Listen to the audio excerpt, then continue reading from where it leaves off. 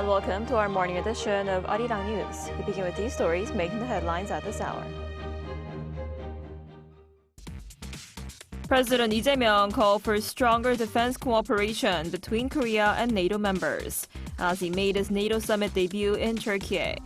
He suggested that Korea and the alliance move beyond simply buying and selling weapon systems toward a new partnership focused on jointly developing, producing, and operating defense systems.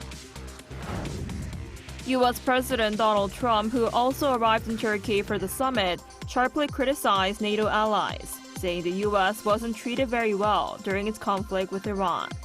He also reignited tensions with the alliance by repeating claims that Greenland should be controlled by the United States rather than Denmark. Tensions are escalating again in the Middle East as the U.S. launched strikes on Iran and reimposed oil sanctions following attacks on commercial vessels in the Strait of Hormuz. Both Washington and Tehran accused each other of violating the ceasefire agreement.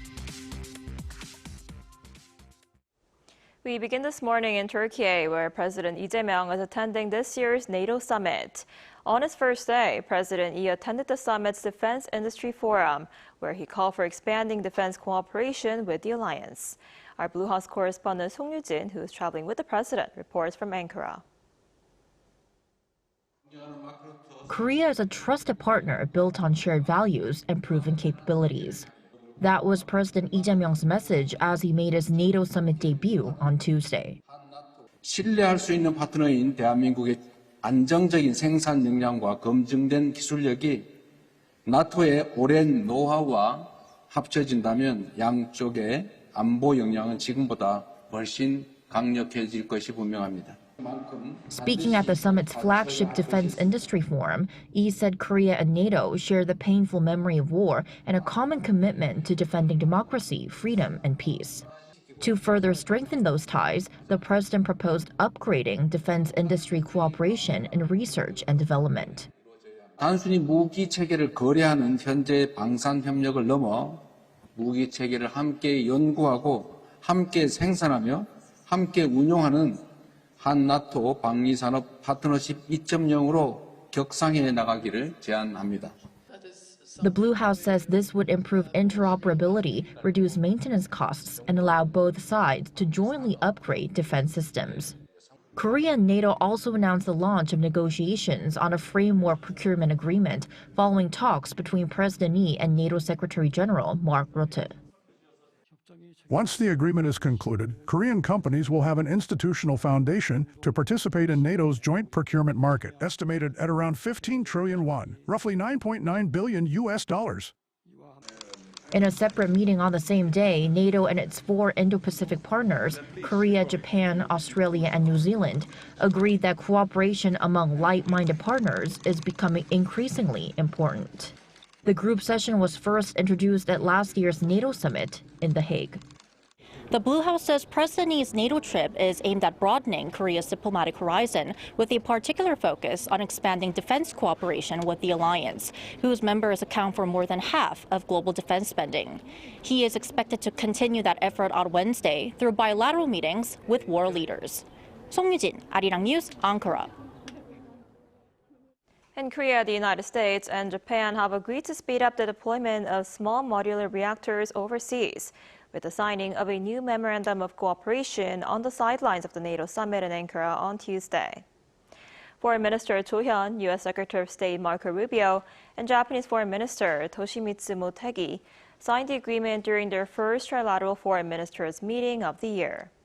The framework will begin with the Indo-Pacific before expanding cooperation to other partner countries. It aims to bring together the complementary strengths of the 3 countries' civil nuclear industries, supporting joint business consortia, project financing, and capacity building in recipient countries. SMRs are an advanced class of nuclear fission reactors that produce up to 300 megawatts of electric power. And U.S. President Donald Trump has sharply criticized several NATO allies, accusing them of abandoning the United States during its recent conflict with Iran, while renewing calls for U.S. control of Greenland. His remarks at the NATO summit in Türkiye drew swift pushback from Denmark and Greenland. Our Lee Seung-jae reports. U.S. President Donald Trump said Tuesday that he may not have attended the NATO summit in Turkey if it not had been hosted by Turkish President Tayyip Erdogan. Speaking in Ankara, Trump criticized several NATO allies, accusing them of failing to support the United States during its conflict with Iran. But we weren't treated well because we did something in Iran. We don't need anybody's help. I didn't even want their help. But before I asked, they said they wouldn't be there. Trump said countries including Italy, France, and Germany made clear they would not back the U.S. in the conflict, arguing that Washington has consistently supported its allies while receiving little in return. He added that the United States did not need their help, but questioned why it should continue spending heavily on the alliance if its partners were unwilling to stand with it. European leaders have said they do not want to be drawn into the conflict with Iran, noting they were not consulted before the military operation. However, they have expressed a willingness to help safeguard shipping through the Strait of Hormuz following the fighting. Trump also reignited tensions within the alliance by repeating that Greenland should be under U.S. control rather than remain part of the Kingdom of Denmark. Greenland doesn't help Denmark. Denmark doesn't spend money to really help Greenland, but it's an important part for the United States. And it's surrounded by China ships and Russian ships. That should be controlled by the United States, not by Denmark. The issue has long strained relations between Washington and Copenhagen, both founding members of NATO. Danish Prime Minister Mette Frederiksen rejected Trump's remarks, saying she expects allies to respect Denmark's sovereignty and stressing that Greenland is not for sale. She added that there were no plans for NATO leaders to discuss Greenland or broader Arctic issues during the summit. 이승재, Arirang News. And now for more on this year's NATO summit in Ankara, we're joined today by Dr. Christopher Gaudeng, Professor of Political Science at Korea University. Professor Gaudeng, thanks for coming on today. Good morning. Thanks for having me. So, at the NATO summit, President Lee Jae-myung called for expanding defense cooperation with NATO, and while meeting the NATO chief, they agreed to begin negotiations on a framework procurement agreement. How will this help promote Korea's defense industry among NATO members? Oh, numbers say it all. I mean, the figure was cited in your news clip. The whole procurement agreement is estimated at roughly 15 trillion won or $10 billion. So it is definitely huge. And the reason for this is that Korea is producing technology, in particular chips, that other countries, and in particular NATO countries, don't. And also because of the situation in Ukraine, and also because the US, is pressuring other NATO members. NATO countries now have to buy these weapons, have to buy this technology fast. And it is a technology they don't produce. So Korea does produce it. NATO needs to move fast. And so therefore, this represents a huge opportunity for the Korean armament industry. So something, again, like $10 billion or 15 trillion won, so something immense, definitely. I see. And President Lee's there after Korea lost its bid for a Canadian submarine program to a German shipbuilder. So given that South Korea is not a NATO member, would you say it's still significant that Korea was able to compete so closely with Germany? What does this tell us about the global competitiveness of Korea's defense industry, and what challenges does it still face? I don't know the details. I don't know the specifics of this particular bid. You know, sometimes that's how market economy works. Sometimes you lose, sometimes you win. So what I can tell you is that first, as you mentioned it is in itself significant that Korea could participate despite being no NATO member. And also, if negotiations are taking place, it is also because the NATO, all of these NATO members in the future are intending to purchase Korean technology. So let's not react in an overheated way to this particular bid that was lost. And of course, we need to move on. We need to look forward to other bids that are to take place in the near future. And more broadly, President Donald Trump said he's very disappointed with NATO on the first day of the summit. What do you make of him using the summit to step up more pressure on European allies to increase their defense spending? Well, what I believe is that President Trump is using every single tool at his disposal. The US now, as you know, the situation the way it is, the operation in Iraq was a disaster. President Trump's position is growing increasingly weak domestically, and it's been a constant of this Trump's administration to try to withdraw from NATO so that other NATO members, in particular in Western Europe, finance their own defense. So all of this is in the continuity of the Trump administration. Basically, Trump likes to pose as a businessman. He wants others to pay. And so here, nothing new under the sun. This NATO summit is definitely in line with all other interventions that Trump has been trying to push for overseas since he's been elected. I see. And ahead of this NATO summit, Russia launched another massive airstrike on Kyiv. And with the war now dragging on for more than 4 years now, how would you assess the current state of the conflict, and to what extent can the NATO summit help sort of create momentum for a diplomatic resolution to this war? Not much, I'm afraid, because for the moment, this conflict in Ukraine is frozen, unfortunately. Russia, as we can tell, cannot manage to invade Ukraine, despite all of these strikes they're launching. Ukraine is not able, for very obvious reasons, to invade Russia either. So for the moment, no party is able to take the upper hand over the other. Putin does not want to negotiate. Zelensky is in position to resist for the time being. So unfortunately, I don't think much is to happen in the next weeks or months. What is most concerning about this conflict in Ukraine is that for the moment, we cannot see any light at the end of the tunnel. The situation is growing increasingly conflictual, with strikes happening not only in Ukraine, but also on Russian territory, as for instance with these images you're displaying right now. And there is no resolution to be expected in the next weeks. And I don't see how this NATO summit could do anything about it, unfortunately. So the short answer is no, I'm afraid. I see.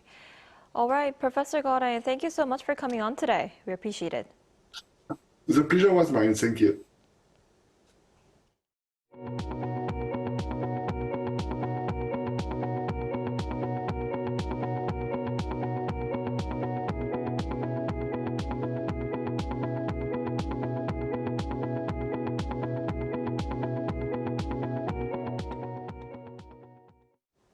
Korea posted a record current account surplus in May, supported by robust semiconductor exports.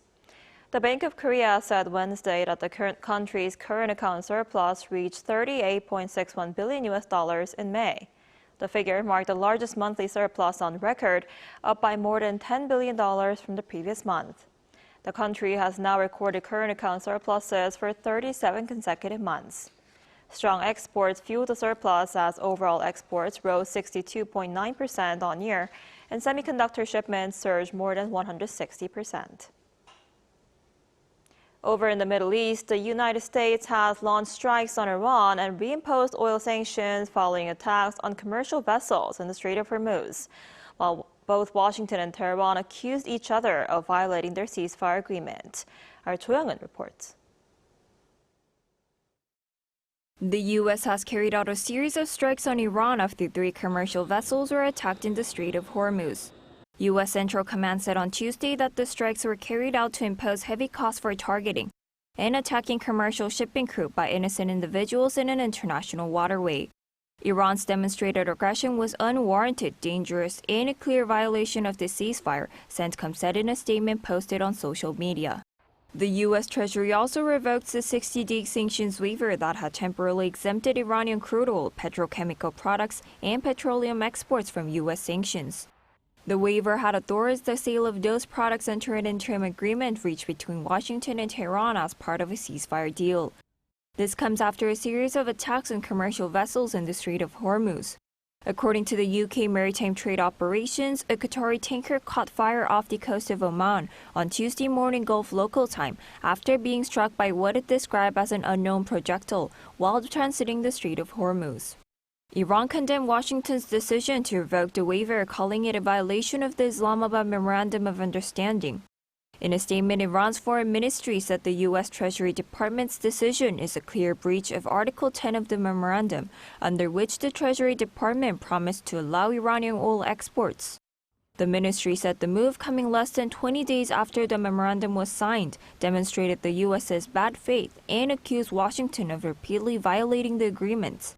It also warned that Iran would take any measures it deems necessary to safeguard its national interests and security in response to what it called the U.S. breach of the agreements. Cho Young-eun, Arirang News. South Korea has urged the office of the U.S. Trade Representative to reconsider its proposed 12.5% tariff over forced labor concerns, calling the measure unwarranted and disproportionate. The South Korean embassy in Washington submitted its comments on Monday after the USTR proposed tariffs on South Korea and dozens of other economies following investigations under Section 301 of the 1974 Trade Act. In its submission, the embassy says Seoul shares U.S. concerns about eliminating forced labor from global supply chains, but argued there is no sufficient factual basis for claims that South Korean imports burden U.S. commerce. It also highlighted the country's efforts to combat forced labor through stronger domestic laws, international commitments, and policies encouraging businesses to remove forced labor-linked products from their supply chains. And ongoing around the Hawaiian Islands is the world's largest international maritime exercise, RIMPAC. There, the U.S. gave a tour around its naval assets that are usually not easy to get a glimpse at. Our Kim Bo-kyung files this report from Honolulu. Dominating the waterfront at Hawaii's Joint Base Pearl Harbor Hickam is the USS Theodore Roosevelt, the U.S. Navy's 4th Nimitz-class nuclear-powered aircraft carrier. I'm aboard the nuclear-powered aircraft carrier USS Theodore Roosevelt. Its massive flight deck is nearly the size of 3 soccer fields. The carrier, which made a port call in Busan in June 2024, is capable of operating nearly 70 aircraft from its flight deck and hangar bay. Reporters were able to see aircraft, including the EA-18G Growler, mainly used for electronic warfare attack mission, and F-18 Hornets.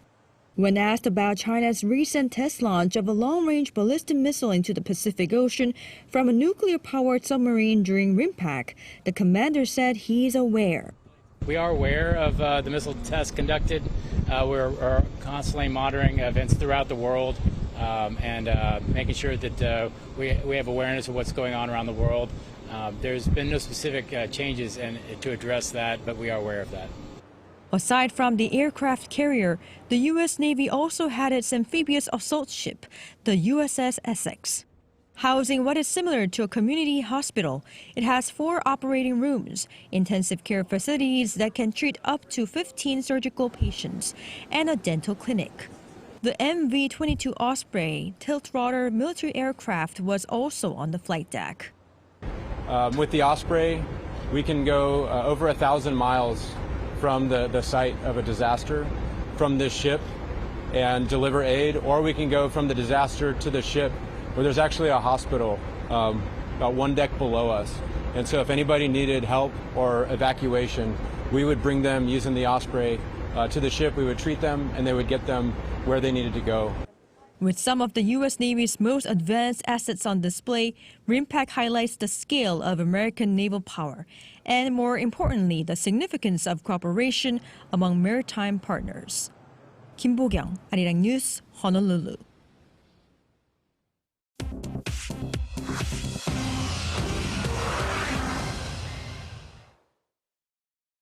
Good morning, I'm Choo Ji-hyun, and this is The World Now.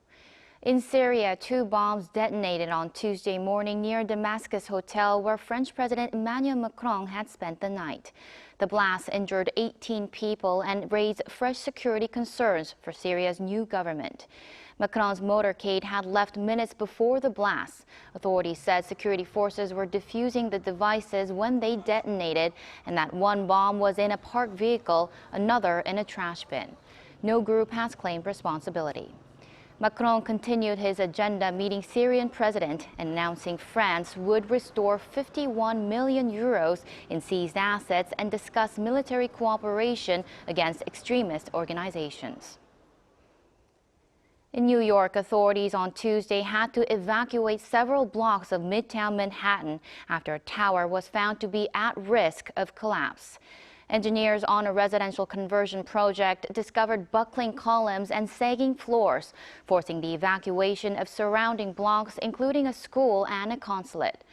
Fire officials said the steel frame design would prevent total collapse, but warned of localized failure. New York City Mayor Zoran Mamdani said crews had conducted floor-by-floor inspections and would install emergency support beams. The 1,600-unit project faced previous safety citations. Mayor Mamdani said the top priority is the safety of those who live and work in the area.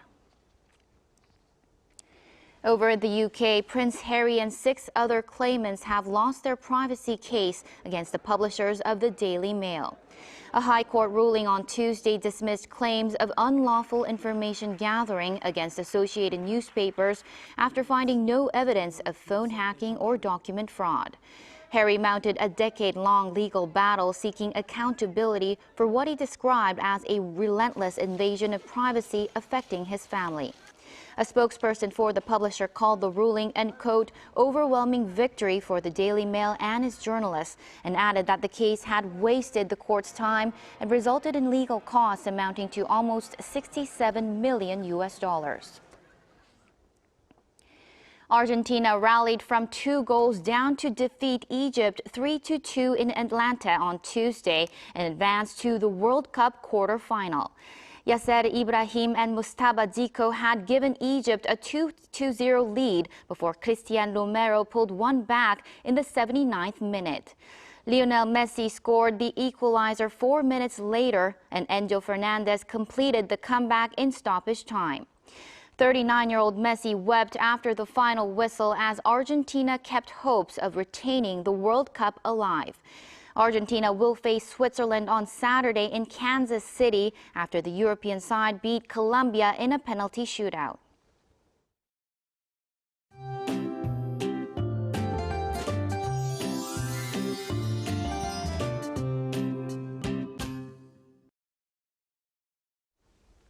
Hope your morning commute wasn't too bad. Rain has been lashing down on central Korea since dawn and is spreading across much of the country. Heavy monsoon rain is forecast through tomorrow. Until then, Jeollado provinces and Chungcheongdo provinces could see up to 200 millimeters of downpours, while the capital area, Gangwon-do and Gyeongsang-북do province could receive up to 150 millimeters. So please stay alert for flooding and landslides. Meanwhile, the Gyeongsang-do provinces remain sweltering hot with a heat wave advisory being in place at a high of 32 degrees Celsius over in Daegu. But you know that humid air will make it feel a lot muggier.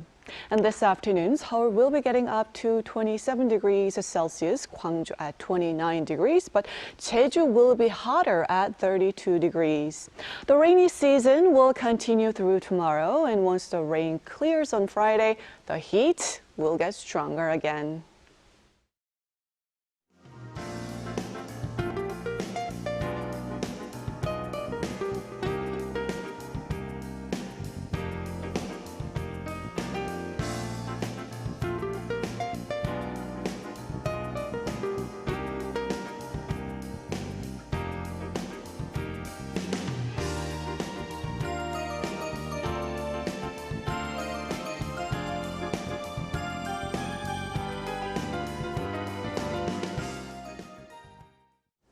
Now that's all we have for this morning. Arirang News will be back at noon Korea time. Thanks for watching.